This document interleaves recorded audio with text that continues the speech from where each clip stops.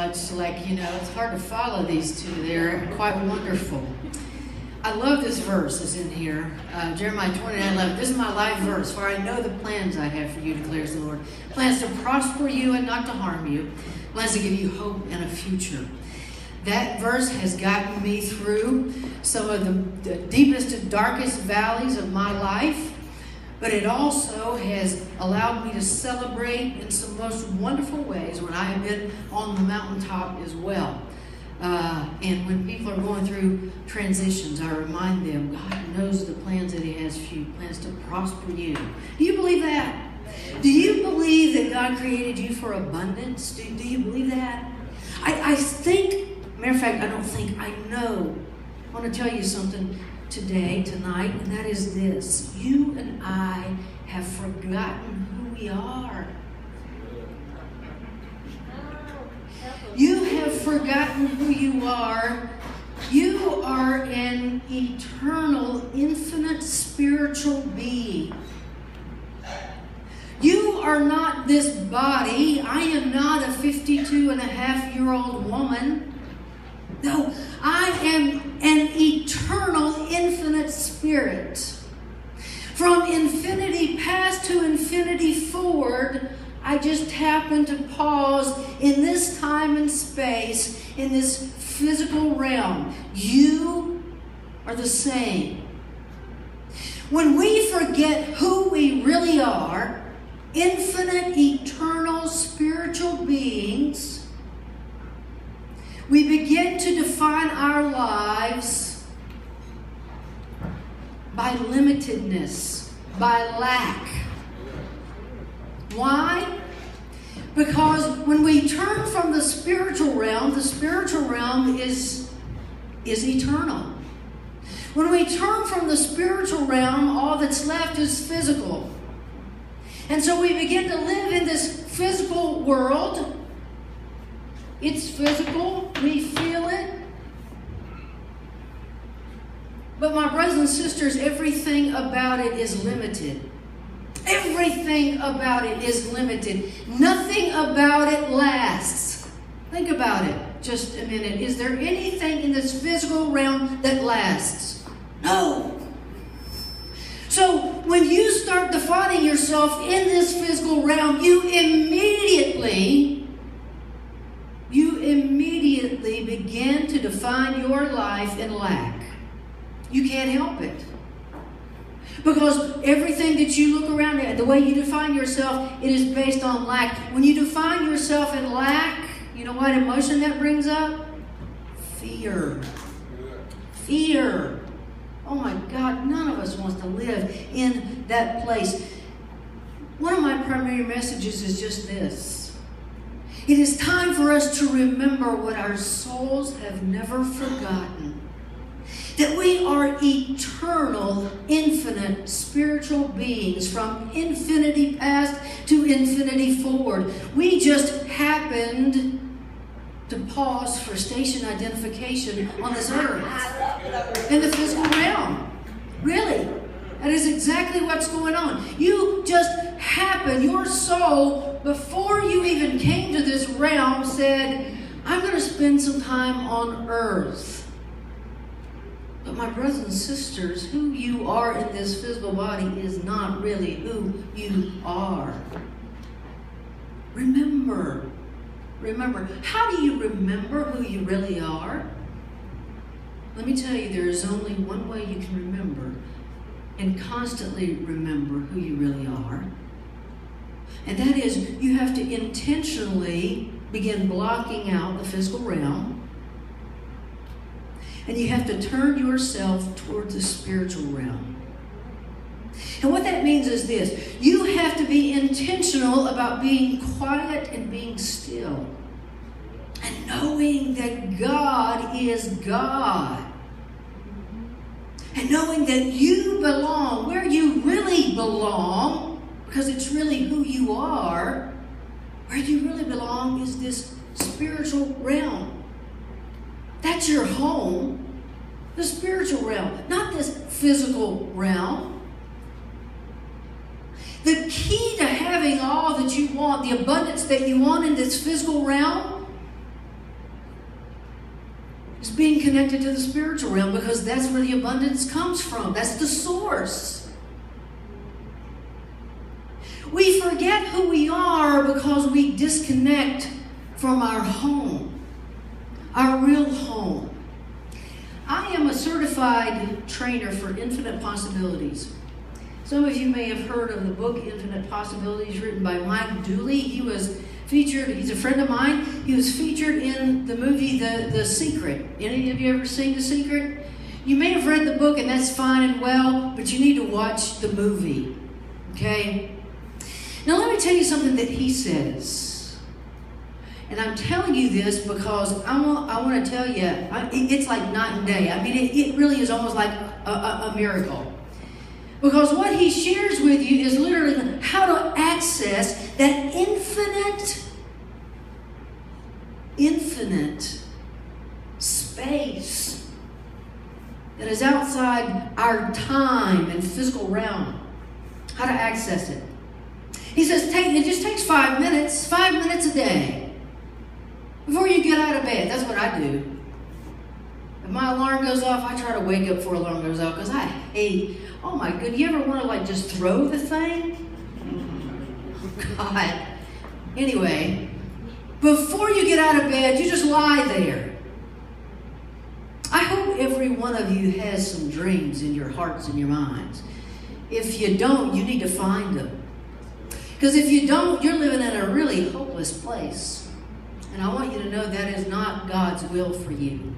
Okay? As a child of the living God, that is not God's will. God's will for you is to live in a place of blessing and abundance. God created you to live in this place of blessing and abundance, but there's no way you can unless you are accessing that infinite spiritual realm, that eternal place, the home of your soul. Mike Dooley says this, take 5 minutes. 5 minutes. Whatever your dreams are, what are they?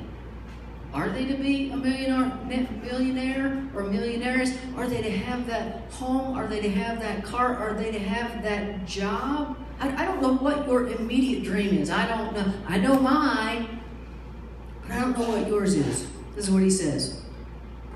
Just spend 5 minutes. Matter of fact, he says, just set your watch or something. So don't dwell on it. Okay? 5 minutes in the morning. Close your eyes and begin visioning yourself being in that job.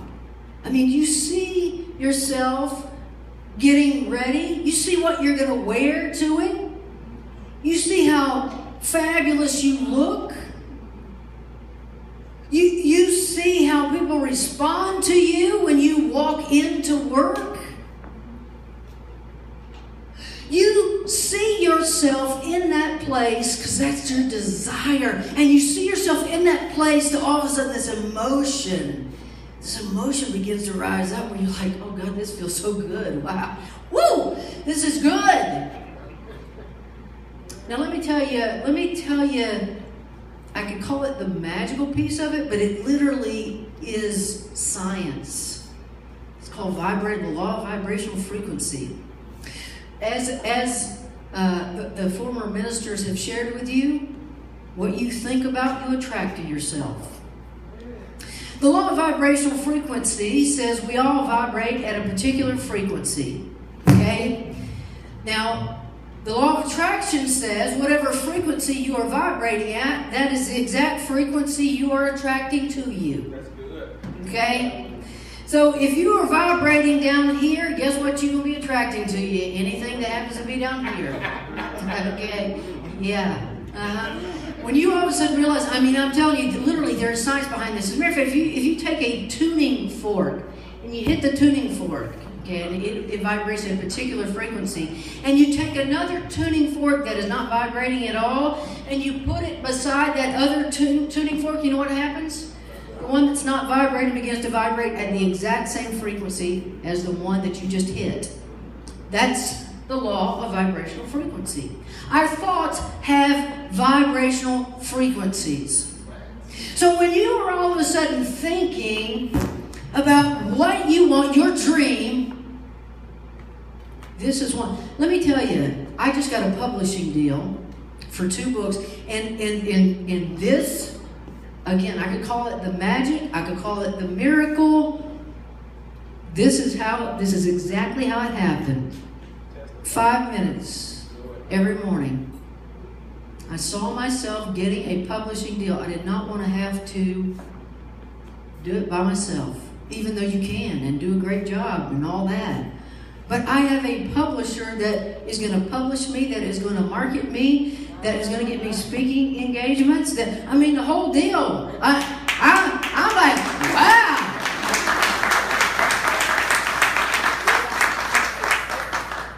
And God taps me on the shoulder and says, my dear daughter, for I know the plans I have for you. Plans to prosper you, girl, not to harm you. Plans to give you hope in a future. But you got to learn to engage some of those bigger laws. I have 2 books that I'm writing right now, but the 3rd book is actually, I parallel the teachings of Jesus with the universal laws. Because I'm telling you, Jesus obviously knew them. And all of his teachings support them. But anyway, so I thought about it, okay? So that's one vibrational frequency. Now let me tell you another vibrational frequency. That's your emotions. Your emotions carry vibrational frequency. Do you know what the highest vibrational frequency is? Anybody guess? Love. Love is the highest vibrational frequency. Okay? And on up there would be, hope, peace, all those kind of things, okay? So you're thinking about that dream, that's one high vibrational frequency, and then you think about it to the point that you see yourself and you feel that emotion. Can I give you any idea how great it felt to be envisioning getting a publishing deal?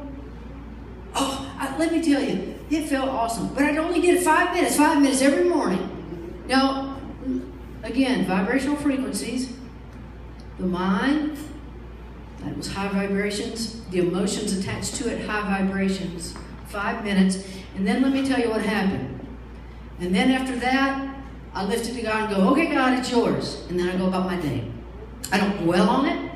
I don't go over and over. I'm like, God, I give it to you. I've done my part. It's time for you to do your part. Basically, it's... And you know what? The God that we serve is a God that is the God that created thousands of universes. We live in one small universe compared to literally there are thousands, millions of universes out there. And we're one little tiny dot, but the God that we serve created all of them. And there is the power behind those universes. That's the God that we serve. Vibrational frequency. I can't even begin to tell you how incredibly important that is. I can't even remember exactly what they wanted me to speak on, but I do want to share with you this, and that is, we cannot celebrate us. I cannot celebrate us until I learn to celebrate me. Okay? Now, I've been preaching a sermon series at Holy Trinity Memphis on stolen spiritual identity. It's just not a pretty thing when you let people steal your identity. That's right. I want to tell you that every day, did you know that there's an election that takes place every day? Now, God knows we're going to be having another election coming up, and I think we're all holding our breath. I wish to God Obama could just do 4 more years. You know what I'm saying? In my opinion, I think he is going to go down as one of the greatest presidents we have ever had. He has such integrity. I just am incredibly thankful. And by the way, he was a UCC, a member of the UCC Church, and I happen to be an ordained minister of the UCC Church. You're probably familiar with Reverend Dr. Jeremiah Wright. Love him too. Oh man, love him. Dr. Jeremiah Wright was President Obama's pastor. Anyway, as always happens with politics, things just ran amok. I hate politics.